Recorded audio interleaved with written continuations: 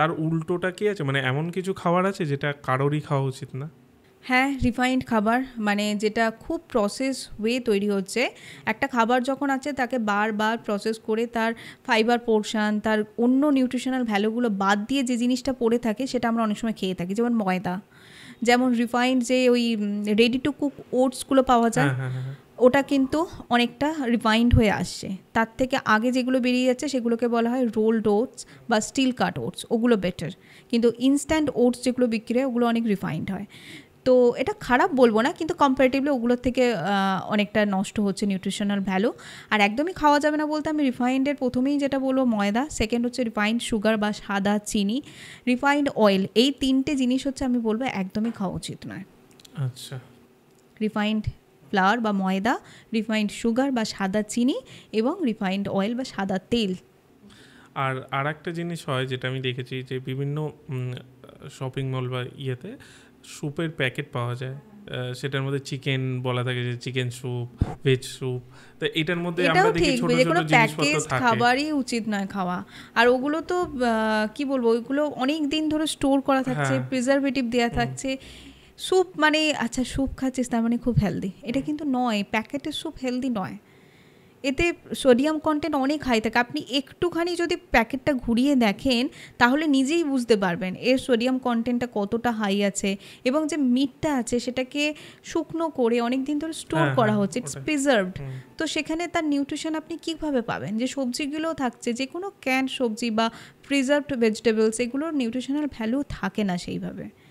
তো স্যুপ যদি খেতে হয় একটু কষ্ট হলে কিছুই করতে পারেন, অতটা টেস্টি হয়তো আপনি হবে না, কিন্তু বাড়িতে সবজিগুলো বা চিকেন দিয়ে একটু সিদ্ধ করে নিন।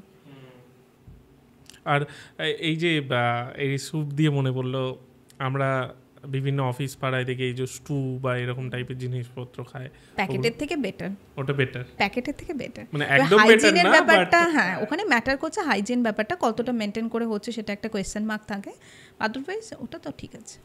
আর দুধ খাওয়া কি উচিত? দুধ খাওয়া উচিত, আমরা ছোটো থেকে দুধ খেয়ে এসেছি। এখন প্রবলেমটা হচ্ছে আমি নিজে অনেককে বারণ করি দুধ খেতে, কারণ দুধের অরিজিনটা এখন ভীষণ ডাউটফুল।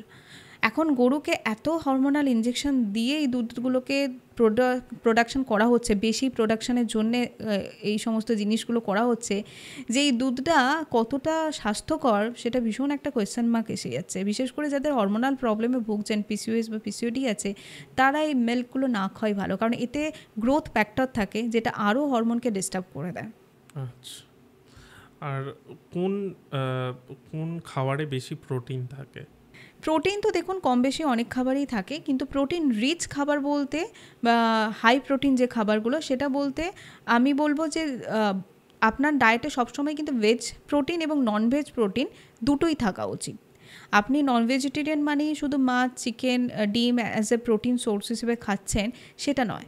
একটা ব্যালেন্সড মিলের মধ্যে ভেজ প্রোটিন এবং নন ভেজ মানে দুজনকে কিন্তু মানে ব্যালেন্স করে। তাই ডাল, স্প্রাউটস, বিভিন্ন ধরনের ডাল, এক একটা ডালে এক এক ধরনের অ্যামিনো অ্যাসিড থাকে, তো বিভিন্ন ধরনের ডাল আমাদের ঘুরিয়ে ফিরিয়ে খাওয়া উচিত।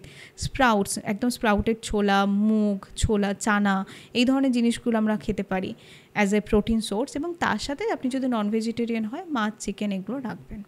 আচ্ছা, বিভিন্ন ধরনের মার্কেটে যে মশলা পাওয়া যায় সেগুলোও কি ক্ষতিকারক? মানে হলুদ গুঁড়ো, এই গুঁড়ো, এগুলো আমরা খারাপ বলবো না, এগুলো হচ্ছে আমরা কিছু টেস্টের নিয়ম থাকে, বিভিন্ন মশলার বিভিন্ন রকম, ওটা অনেক ব্রড ব্যাপার। তো আমরা মাঝে মাঝে দেখাই যে কীভাবে বুঝবেন আপনি যে মশলাটি ইউজ করছেন সেটা কতটা ভালো আর কতটা ভেজাল মেশানো আছে। এখন মার্কেটে আমাদের এফডিএ বা এগুলো অনেক ভালোভাবে কাজ করছে যাতে বোঝা যায় যে ভেজাল জিনিসটা মার্কেটে যাতে না আসে। তো ঠিক আছে, এগুলো তো মশলা তো আমাদের ব্যবহার করতেই হবে। আর এখন আমাদের ওই বাটা মশলা বা ওইভাবে করার সময়ও নেই, সেই কারণে প্যাকেটে জিনিস এসে গেছে। তবে ওই বাটা মশলা বা একদম যেটা আমরা মাঠ থেকে এনে বা একদম চাষির কাছ থেকে এনে বেটে যেটা হতো সেটা তো সবসময় ভালো হবে, সেখানে ভেজালের কোনো প্রশ্নই আসে না। কিন্তু প্যাকেটের মশলাও ভালো যদি ভেজাল না থাকে। আর এই যে আমরা সকালবেলার দিকে যাই, মানে শেষ প্রশ্ন এটাই আমার প্রায়, যে মনে পড়লো হঠাৎ যে চা কফি এগুলো খাচ্ছি, এগুলো খাওয়া কি ঠিকঠাক? সকালবেলা অনেকে দুপুরেও খায়, আবার রাতেও খায়, 3 বেলা 4 বেলা খেতে থাকে। আমি নিজে ভীষণ চায়ের অ্যাডিক্টেড। ব্যাপারটা হচ্ছে যে সকালেই অনেকেই আছে ঘুম থেকে উঠেই চা না খেলেই চলে না, তো ব্যাপারটা আমি একটা বলি, ধরুন আপনি একদম সবুজ ঘাস, তার উপর আপনি গরম চাটা ঢেলে দিলেন, ব্যাপারটা এইরকম। আপনার পেটটা সারাদিনের পর একটা সবুজ ঘাসের মতো, সেই স্টমাকে আপনি যদি গরম চাটা ঢেলে দেন, সারা দিনের জন্য আপনি একটা বিশাল ক্ষতি করলেন। তো সকালবেলা ঘুম থেকে উঠেই গরম চা বা কফিটা খাবেন না। প্রথমে ঘুম থেকে উঠে আপনি ড্রাই ফ্রুটস নিতে পারেন, ড্রাই ফ্রুটসের সাথে দরকার হলে ফ্রেশ ফ্রুটসও খাওয়া যেতে পারে, ড্রাই ফ্রুটস বেটার আগের দিন রাত্রে ভেজানো। তারপর কিছুক্ষণ গ্যাপ দিয়ে আপনার যদি চা বা কফির অ্যাডিকশান থাকে সেটা খান। আর সকালবেলা মানে মিল্ক টি বা মিল্ক কফিটা অ্যাভয়েড করাটাই বেটার। আর আমার মতো যারা চা বা কফি অ্যাডিক্টেড, চা কফি তো আমাদের সারাদিনে 2-3 কাপের বেশি খাওয়া উচিত না, মানে 2 কাপ ঠিক আছে, কিন্তু ওই অ্যাডিকশানের জন্য আমাদের কী করতে হয়, বিভিন্ন ধরনের অর্গানিক টি পাওয়া যায় যাতে চা পাতা থাকে না। চা পাতা মানেই হচ্ছে ক্যাফাইন, বা কফি যেগুলো ক্যাফাইনের জন্য আমরা বারণ করি। তো বিভিন্ন ধরনের অর্গানিক টি পাওয়া যায় এখন মার্কেটে, ক্যামোমাইল টি, নাটমেগ টি, বিভিন্ন ধরনের, এই ধরনের যেগুলো আমাদের স্ট্রেসটাকেও রিলিভ করে। এবং একটা মনে হলো চা খেলাম, বা বাড়িতে অনেকে ওই বিভিন্ন মশলা দিয়ে চা, একটুখানি অল্প চা পাতা দিয়ে সেটা বানিয়ে নিলে একদিকে চায়ের জন্যও ভালো, আর এই মশলার গুণগুলো আমরা পাচ্ছি, সেটাও ভালো। আর যদি মনে সেটা সম্ভব নয়, বাইরে আছেন কিন্তু চা কফি খেতেই হবে, সারাদিনে 3 কাপ অ্যাটলিস্ট খেতেই হবে, কাপটাকে সাইজটাকে কমিয়ে নিন। আচ্ছা, আর চিনিটা বাদ দেবেন, তাহলেই হবে।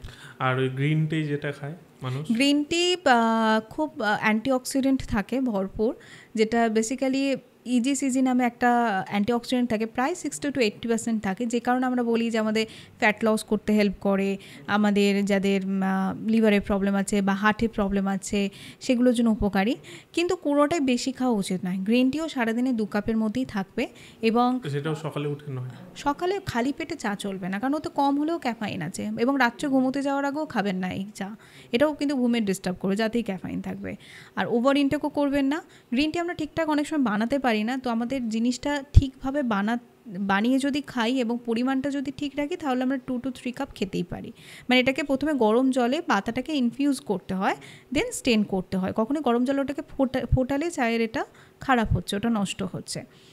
আর কখনোই কোনো খাবার খাওয়ার সাথে সাথে আমরা গ্রিন টি খাবো না, মানে আমি ব্রেকফাস্ট করছি তার সাথে গ্রিন টি খাচ্ছি, কারণ গ্রিন টি হেলদি, এটা কিন্তু নয়। বা আমরা একটু সন্ধেবেলা একটু মুড়ি খাচ্ছি বা মাখানা খাচ্ছি, তার সাথে 1 কাপ গ্রিন টি খাচ্ছি, হেলদি, এরকম নয়। কিন্তু আপনাকে খাবারের মাঝে অ্যাটলিস্ট 30 মিনিটসের একটা গ্যাপ রাখুন, সেটা যে কোনো চায়ের ক্ষেত্রেই। আচ্ছা, আমরা যে চা দিয়ে বিস্কুট ডুবিয়ে খাই, সেটা বিস্কিট তো ইটসেলফ একটা ময়দা চিনির একটা ডালা বলা যায়, যে দুটো জিনিস আমি প্রথম থেকে বারণ করছি খেতে। ওই ডাইজেস্টিভ বিস্কিট বা যে বিস্কিট বলি মার্কেটে বিক্রি হোক, তাতে ময়দা থাকেই, আপনি প্যাকেটগুলো চেক করলেই বুঝতে পারবেন। এই যে ব্রাউন ব্রেড, তারপর ডাইজেস্টিভ বিস্কিট বা বিভিন্ন ধরনের বিস্কিট, একটু চেক করলেই বোঝা যায়, ওতে লেখা থাকে, ধরুন ওটসের বিস্কিট আমি সাপোজ বলছি, ওতে লেখা থাকে ওটস আছে 30%, বাকি 70% কী আছে সেটা কিন্তু লেখা থাকে না, ওটা ময়দা, ওটা লেখাই থাকবে না প্যাকেটে, ওটা ময়দা। আর যেটা তেল ছাড়া বা চিনি ছাড়া জিনিস হবেই না, ব্রেড বা বিস্কিটগুলো, ওগুলো থাকবেই। আমি একটা জিনিস শুনেছিলাম যে সকালে উঠে কিছু খেয়েও, আমি জানি না সত্যি কিনা, একদমই ব্ল্যাক কফি খাওয়া উচিত নয়।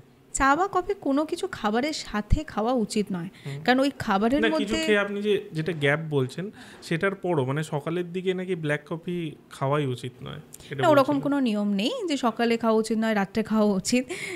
ওতে তো ক্যাফাইন থাকে, রাত্রে খেলে আপনার ঘুমের ডিস্টার্ব হবে, কিন্তু খালি পেটে খাওয়া উচিত নয়, কোনো খাবার খাওয়ার সাথে সাথে খাওয়া উচিত নয়। আচ্ছা আচ্ছা, আমি লাস্ট বলি যে আপনি কোন কোন বিষয়ে দর্শকদের সাবধান করবেন?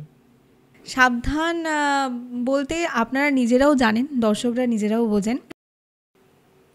দর্শকদের জন্য এটাই বলবো যে অ্যাটলিস্ট কোভিড টাইমের পর আপনারা বুঝেছেন যে আমাদের হেলথটা কিন্তু আমাদের প্রায়োরিটি লিস্টে সবসময় প্রথমে হওয়া উচিত, কারণ হেলথ যদি ঠিক না থাকে তাহলে যে কোনো এই ধরনের সিচুয়েশান আসুক, তাহলে কিন্তু আপনি লড়াই করতে পারবেন না। আপনার সম্পত্তি, আপনার সব কিছু পড়ে থাকবে যদি আপনার স্বাস্থ্যটা ঠিক না থাকে। আর হেলথের একটা বড় পিলার হচ্ছে আপনার খাওয়া দাওয়া। ডায়েট মানে ভয় পাওয়ার কিছু নেই, ডায়েট মানে বা ডায়েটিশিয়ানের কাছে যাওয়া মানে সব খাবার বারণ করে দেয় তা কিন্তু নয়। সে আপনাকে শুধু গাইড করবে হেলদি ইটিং প্যাটার্ন নিয়ে, কোনটা আপনার জন্য খাওয়া উচিত, কখন খাওয়া উচিত আর কতটা খাওয়া উচিত, যেটা আপনাকে লং টার্মে ভালো রাখবে এবং সুস্থ রাখবে, এবং আপনি কিন্তু মেডিসিন ফ্রি একটা লাইফ কাটাতে পারবেন। একটা রোগমুক্ত অনেক দিন ধরে ফিট জীবন যদি আপনি চান, নিজেকে সুস্থভাবে রাখতে, তার সাথে স্কিন হেয়ার সব কিছু ভালো রাখতে চান, তাহলে আমি অবশ্যই বলবো নিজের খাওয়া দাওয়ার উপর যত্ন নিন এবং নিজের স্বাস্থ্যকে সব কিছুর উপরে রাখুন, প্রায়োরিটি লিস্টে সব থেকে উপরে রাখুন, নিজেকে ভালোবাসুন, তাহলে দেখবেন সবটাই হয়ে যাবে। এরকমই বিভিন্ন আরও ক্লিপস পাওয়ার জন্য, আরও বিষয়ে জানার জন্য আমাদের এই চ্যানেল ইউটিএস ক্লিপসকে অবশ্যই সাবস্ক্রাইব করুন।